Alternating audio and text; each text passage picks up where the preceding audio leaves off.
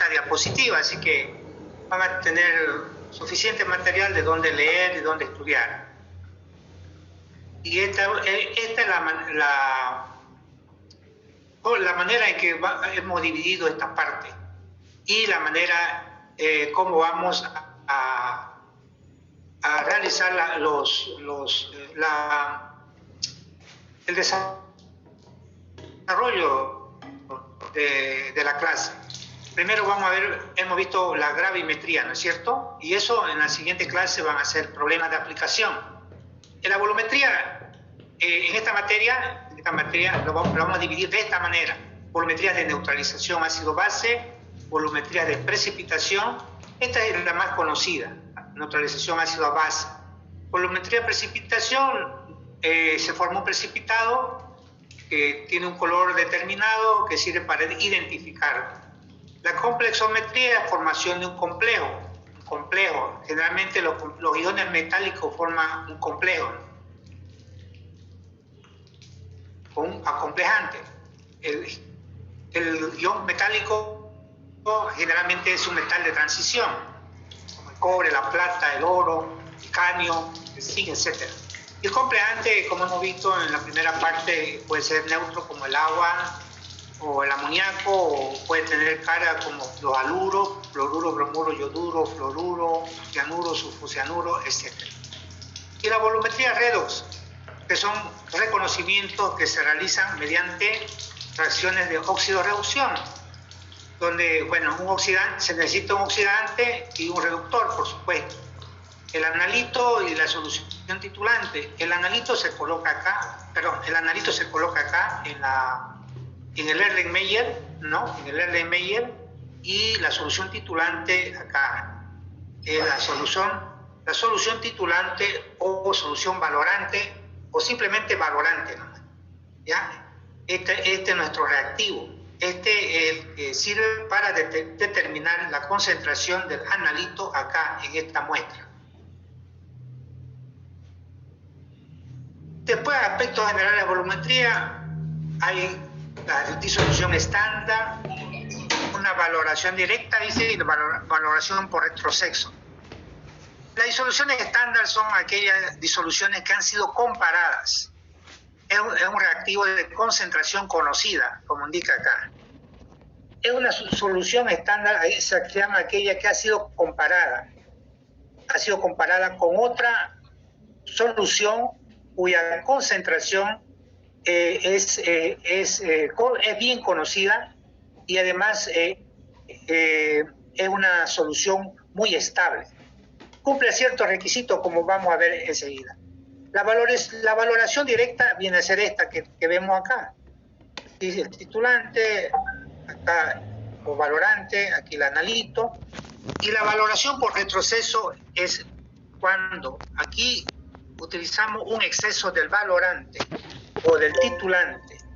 Del valorante o titulante agregamos un exceso acá. O sea, sobrepasamos, digamos, lo que se llama el punto final o punto de equilibrio. ¿Ya? Y se cambia este reactivo, este valorante, se cambia por otro y se continúa la titulación para calcular, para encontrar el exceso. Y luego se hace una diferencia, ¿ya? Y de esa manera se calcula la cantidad exacta del analito. Esto lo van a poder ustedes comprender mejor cuando hagamos los problemas. En los problemas se estudia bien, digamos, los cálculos y el proceso mismo. Aquí explica un poco el proceso, la valoración por retroceso. Aquí, por ejemplo, el valorante o el titulante es la plata. Y lo que queremos determinar es el fosfato. Se precipita como el analito se precipita como fosfato de plata, un sólido de color blanco. Y se agrega un exceso. Este exceso se titula se retrotitula o se titula por retroceso, como indica acá, con sulfocianuro o tiocianato, puede ser de sodio o de potasio, y se forma este. este sólido, es un precipitado. A esto se llama titulación por retroceso. Cuando se titula acá, se agrega un exceso, y este exceso de plata se retrotitula con cianuro. Bueno, eso también está explicado en la grabación. El punto de equivalencia. Lo ideal sería que el punto de equivalencia sea igual que el punto final. El punto final es el punto que nosotros vemos con nuestros ojos, o lo que determina un equipo. Pero el punto de equivalencia es el punto químico, es el punto real, digamos. Por ejemplo, aquí el punto de equivalencia es cuando un mol de ácido clorhídrico reacciona con un mol de hidróxido de sodio y se forma un mol de cloruro de sodio y un mol de agua. En el punto de equivalencia desaparecen los reactantes, estos dos desaparecen, y solamente en la solución final solamente hay cloruro de sodio y agua. Pero muchas veces el punto de equivalencia el punto de equivalencia no se alcanza en el mismo punto final. Para eso se utilizan indicadores. Los indicadores nos indican el punto final, y ese punto final está muy cercano al punto de equivalencia, como ustedes van a poder leer ahí en su Aquí fíjense que tenemos una neutralización hidróxido de sodio con ácido clorhídrico utilizando fenolftalina como indicador. Esto es un indicador ácido-base, pero también hay indicadores instrumentales, como indica acá. Puede ser, por ejemplo, un pHímetro, un indicador instrumental, o un potenciómetro también puede ser, un indicador que indica el paso de la corriente eléctrica. Bueno, fíjense acá como al inicio no le hemos agregado nada de hidróxido de sodio, y aquí fíjense el cambio, el color no ha cambiado. Cuando el volumen de hidróxido de sodio es menor que el punto final, tampoco permanece. Cuando es igual, o sea, el hidróxido de sodio es igual al punto final, entonces fíjense, ya cambia a un color rosado. Pero muchas veces se agrega un exceso, una pequeña gota. ¿Por qué? Porque este color a veces desaparece. Aparece momentáneamente y desaparece. Entonces, cuando se agrega un pequeño exceso, unas gotas, pequeño significa gotas, por eso esta parte aquí hay que hacerlo con mucho cuidado. Entonces, cuando aparece se le agrega una gota, y este color es permanente, del color rosado, donde ahí vemos de que el pH de la solución ha cambiado. Ahora, los estándares, ¿qué son los estándares? Los estándares cumplen todas estas condiciones, todos estos requisitos: alta pureza, estabilidad atmosférica, ausencia de agua, bajo costo, aunque esto no es tan así, digamos. Generalmente los estándares primarios son caros, porque la operación de purificación, esta purificación es sumamente cara. A veces la purificación es más cara que la obtención, por eso es que el costo es relativamente alto. Esto generalmente no se cumple. Solubilidad razonable en el medio de valoración, bueno, porque las reacciones son en medio acuoso, el agua es el solvente en este tipo de reacciones de reconocimiento. Y la masa molar razonablemente grande, es decir, que tiene que tener un peso molecular grande en los estándares primarios, para que cuando se pese, cuando se prepare la solución, el error asociado al peso sea mínimo. Eso, también hay estándares primarios y secundarios. Esto, generalmente, los estándares primarios se preparan para obtenerlo y comparar, digamos, y sirven como comparación. Las disoluciones estándar son soluciones que sirven para comparar, perdón, los estándares primarios y secundarios.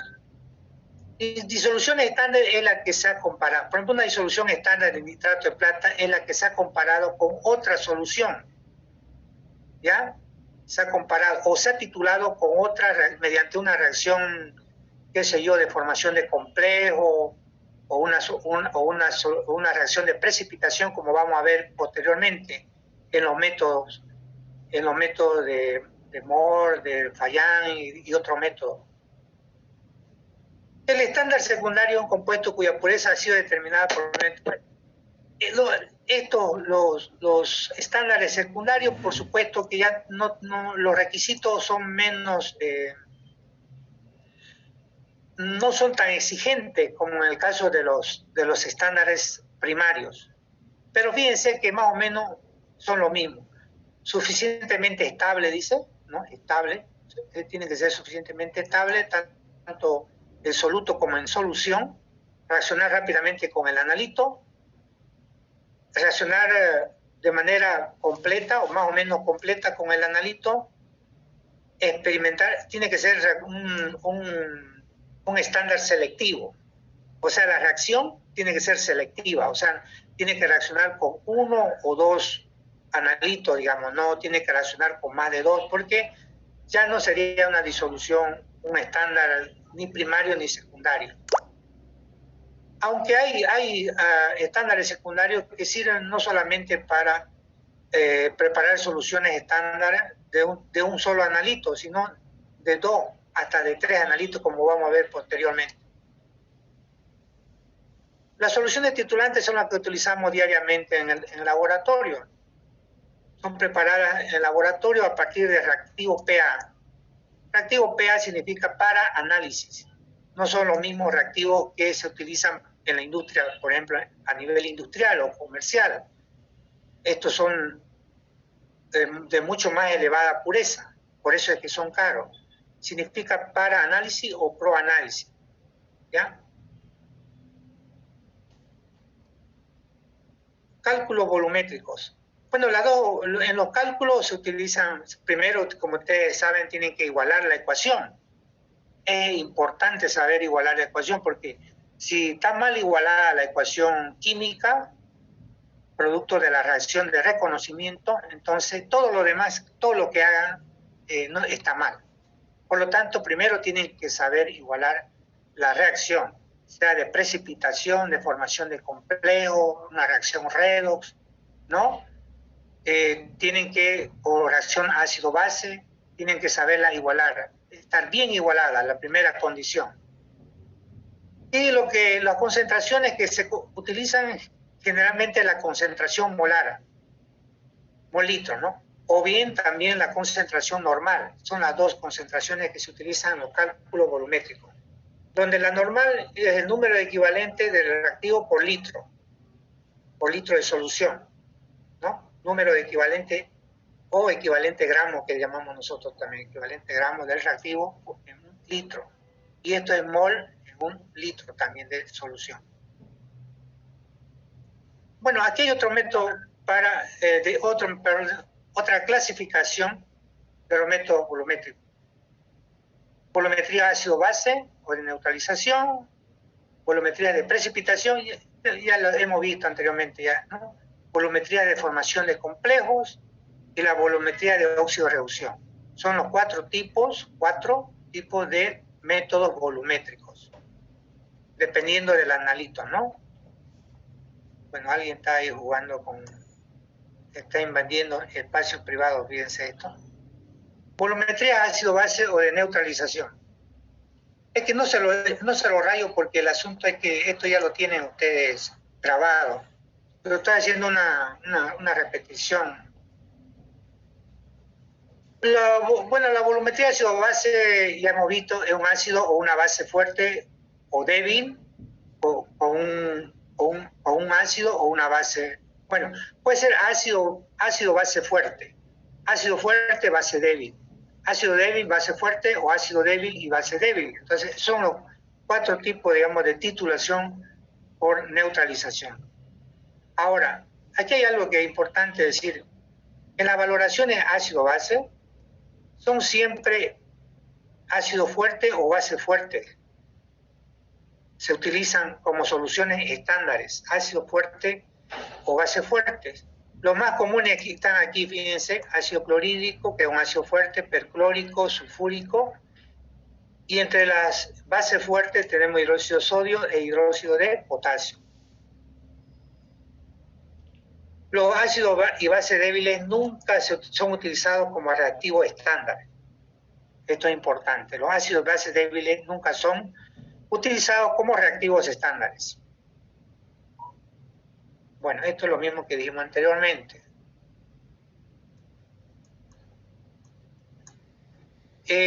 Lo siguiente, los indicadores ácido-base.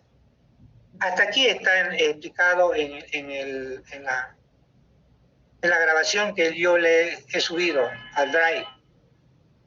Entonces, un indicador ácido-base es un ácido orgánico débil o una base débil. ¿Por qué débil? Porque no tiene que influir, ¿no? Este equilibrio, como usted también está aquí remarcado abajo, este equilibrio no tiene, ni este de acá, no tiene que influir en la reacción principal de reconocimiento, porque esta también es una reacción, pero es una reacción secundaria, que podemos decir que no influye en los resultados de la reacción principal, en la determinación del analito. Entonces, este es un ácido débil, que aquí tenemos dos tipos de indicadores ácido-base. Tenemos un indicador ácido y un indicador básico. Estos indicadores cambian de color, dependen. Si están en medio ácido, tienen un color, y si están en medio alcalino o básico, tienen otro color. Esa es la característica que se aprovecha, digamos, que se utiliza para el reconocimiento del punto final o el punto de equilibrio de una reacción que se utiliza en química analítica cuantitativa. Fíjense ustedes que esto lo hemos visto ya anteriormente. Fíjense que aquí se pone una doble flecha porque este alcanza el equilibrio. ¿Por qué? Porque este es un ácido débil y este es una base débil. Entonces, se aplican las mismas reacciones de equilibrios, las mismas expresiones de equilibrio que hemos visto anteriormente. Sería la concentración de los productos, que será esta por esta sobre esta. El agua no entra. El agua no entra. Y aquí despejan la concentración de hidrógeno y tienen esta expresión que después utilizan para encontrar el rango, que es lo que vamos a ver enseguida. Y si es un indicador tipo básico, como indica acá, fíjense, lo mismo, el equilibrio. Este es tiene un color en medio básico y se transforma aquí en ácido. ¿Por qué? Porque es una base, porque le saca un protón. Hemos dicho, según el concepto de Bronsted y Lowry, un ácido es una sustancia capaz de ceder protones a otro compuesto, en este caso al agua. Y en este caso tenemos un ácido, y en este caso tenemos una base, porque es el agua la que proporciona el protón, como estamos viendo acá, al indicador, a esta solución, a este compuesto que es un ácido orgánico débil. Bueno, aquí tenemos el rango. Aplicando logaritmo aplicando los logaritmos, dice, negativos, menos, el pH ustedes saben que es menos logaritmo de la concentración de hidrógeno. Entonces, aquí igual la concentración de hidrógeno, aquí la concentración de hidrógeno es igual a Ka por esta coeficiente. Entonces, aplicando el logaritmo a esto, se tiene esto. ¿No es cierto? Y aplicando logaritmo a esta otra, aquí despejando OH y poniéndolo en función del hidrógeno, de la concentración de hidrógeno, se obtiene esta otra. Entonces, el rango viene a ser esto. Eso está expresado de esta manera, se expresa de esta manera. El intervalo del pH de un indicador está igual al P. El caso A es la constante de equilibrio, ya sea del ácido o de la base, más menos 1. Ese es el rango. ¿Qué es un es un intervalo aproximado. ¿Ya? Aquí dice, el intervalo de transición de pH, el de la mayoría de los indicadores tipo ácido. Es aproximadamente, PK, aproximadamente, no es exactamente, como vamos a ver enseguida. Aquí tenemos, fíjense, varios indicadores de ácido base.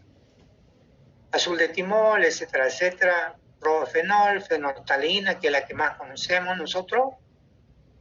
Aquí tenemos el intervalo de transición, que era lo que nos referíamos anteriormente, entre 1 y 2 puntos, este para medio ácido, este para medio básico, para medio ligeramente ácido, ácido, ácido, ácido a neutro, este neutro, digamos, este también de neutro a básico, etcétera. Y aquí está el pK sub A. Por ejemplo, aquí más o menos 1, digamos. Si le sumamos 1, tendríamos 2.65, que es aproximadamente 2.8. Por eso dice aproximadamente. Si le restamos 1, tendremos 0.65. Aquí ya no está de lejos, 0.65 a 1,2 prácticamente el doble. El cambio de color, esto está en inglés. Por ejemplo, este está de rojo, de red, ¿no? Rojo a yellow, amarillo, de rojo a amarillo. Y tipo indicador 1, ¿qué significa este 1? Es un tipo ácido. En cambio, el 2 es tipo, aquí está, fíjense, el puntero es tipo básico. Esto es tipo ácido y estos son tipo básico. Esto es tipo ácido.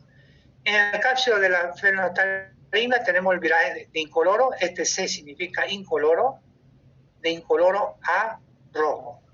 A rojo. Bueno, esto ustedes más o menos ya lo saben, ¿no? Y lo van a tener la curva de titulación. Bueno, la curva de titulación se puede graficar. Es un ácido fuerte, se utiliza un gráfico XY, ¿no? O YX, si quieren ustedes, Y de la ordenada y X el eje de la abscisa, ¿no? Y ahí se va titulando, digamos, se va agregando un ácido y se ve cuánto es el volumen de base, digamos. Y así se va graficando y se obtiene una curva. Son curvas, no es una línea recta, sino son curvas, como indica aquí, son curvas de titulación. Algunas son muy pronunciadas, algunas son levemente. Quizá en la próxima clase vamos a ver algunos ejemplos de curva de titulación. Les voy a mostrar algunos ejemplos. Entonces, las valoraciones o titulaciones pueden ser un ácido fuerte con una base fuerte, ¿no? Un ácido débil con una base fuerte, un ácido fuerte con una base débil, o bien un ácido débil con una base débil también. Aquí hay algo importante en este caso. En estos casos, por ejemplo, un ácido fuerte con una base fuerte, se considera que la reacción es total. ¿Cuáles son los productos? Es una sal más agua. En cambio, cuando existe un ácido débil o una base débil, ahí ya, por ejemplo, vamos a ver uno de estos casos. La titulación de un ácido débil con una base fuerte, dice. La base fuerte se disocia completamente. En cambio, el ácido débil se disocia parcialmente. El pH de equivalencia se halla en la región básica, ya que el producto de la reacción, o sea, la sal, interactúa con el agua. A ver, por ejemplo, si hacemos reaccionar el ácido acético, con ácido clorhídrico, ¿qué se forma? Cloruro de sodio más acetato de sodio. Entonces, el acetato de sodio, hemos visto en las reacciones, en la primera parte, el acetato de sodio es la sal. Esta sal, ¿qué propiedad tiene esta sal? Es una sal. Tiene un anión, el acetato de sodio tiene un anión, que es el ion acetato, que interactúa con el agua, liberando oxidilo. Esto ustedes recuérdense que la hidrólisis en este caso sería una base débil, ¿no? es básica. O sea, hay liberación de oxidrilo. ¿Por qué? Porque el ion acetato interactúa con el agua y libera oxidrilo, forma el ácido acético, que es un ácido débil, más oxidrilo. Por lo tanto, libera oxidrilo y el pH tiene que estar en un rango de viraje que sea básico. Esto no se lo vuelvo a explicar porque esto han hecho ustedes inclusive problemas en el práctico 2. El práctico 2 hay problemas de este tipo, ¿ya? De estos dos tipos de acá. Échenle una revisada, ¿ya? Pero de todas maneras, cuando resolvamos problemas, vuelvo a recalcarle, vamos a volver a repasar esos conceptos. Aplicación de la volumetría de neutralización ácido-base en la preparación y estandarización de soluciones titulantes. Soluciones que ustedes van a ver en los anaqueles de los laboratorios, van a ver ahí que siempre hay soluciones. ¿No es cierto? Esas son soluciones titulantes. Y muchas de esas soluciones están estandarizadas. Significa que esas soluciones han sido comparadas con una solución patrón que contiene un patrón primario o secundario, ¿ya? Los laboratorios que realizan análisis digamos, de calidad, digamos, ¿no? Siempre tienen reactivos patrones primarios y secundarios. Preparación de soluciones buffer. Las soluciones buffer, ¿qué eran? Se utilizan para regular el pH. Son soluciones reguladoras de pH, ¿no es cierto? Está formada por un ácido débil y una de sus sales, ácido o una base débil con una de sus sales. Y sirven para mantener un pH aproximadamente en un rango muy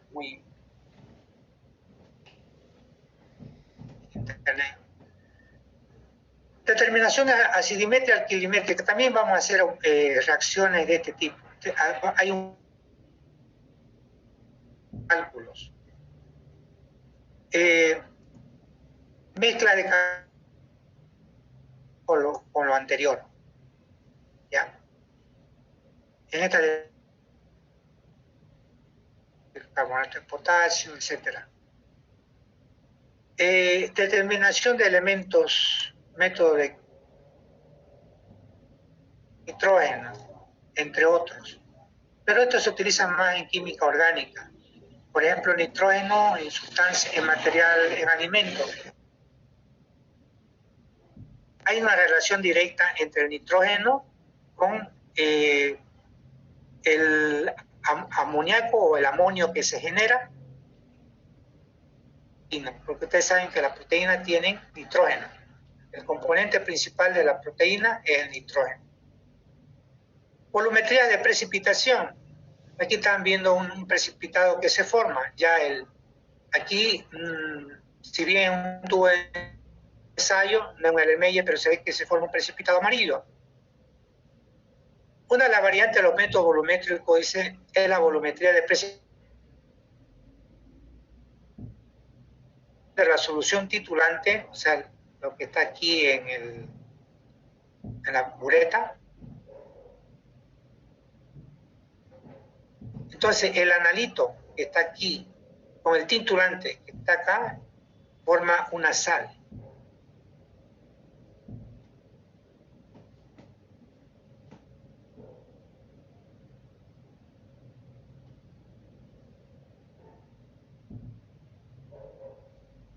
Titulación donde actúa la plata.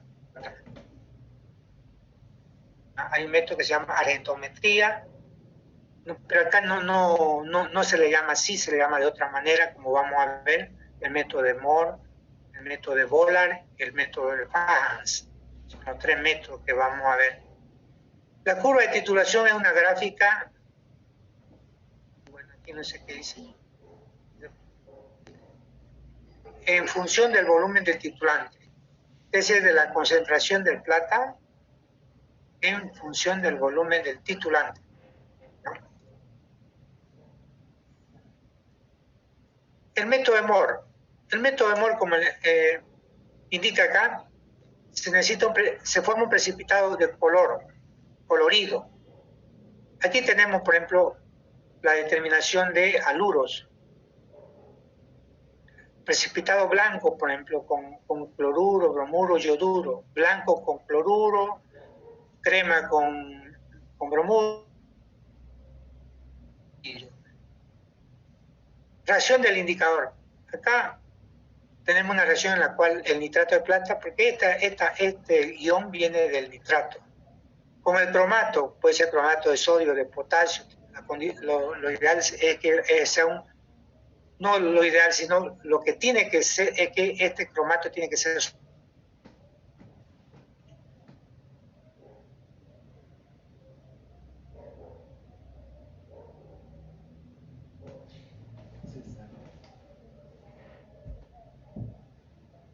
y de este color, de estos colores. ¿Para qué se utiliza esto? Bueno, la característica del método. La plata o el nitrato de plata es el titulante, una solución estándar de nitrato de plata. Sirve para la determinación de los haluros, cloruro, bromuro, yoduro. El pH está entre 7 a 10, un pH ligeramente básico o alcalino. El método de Moore. El otro método de Bollard. El método de Bollard se basa en la formación de un complejo colorido también. El otro era un precipitado colorido, en el método de Moore. En el método de Bollard, el complejo es el colorido. Ya hemos visto que es un complejo. Aquí, por ejemplo, la plata, con el sulfocianuro o tiocianato de potasio, de sodio, se forma este precipitado. El tiocianato de plata, que es blanco. Aquí con el hierro forma un complejo, pero de color colorido, como indica acá, de un complejo de color rojo. Complejo rojo. Aquí el sulfocianuro tiene una carga, este tiene 3, este tiene 1, entonces la carga del ion complejo sería el ion complejo, es de más 2. 3 menos 1, 2.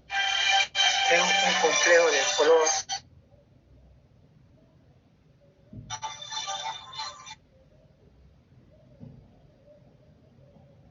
Estoy pasando clase, dígame, ligeramente.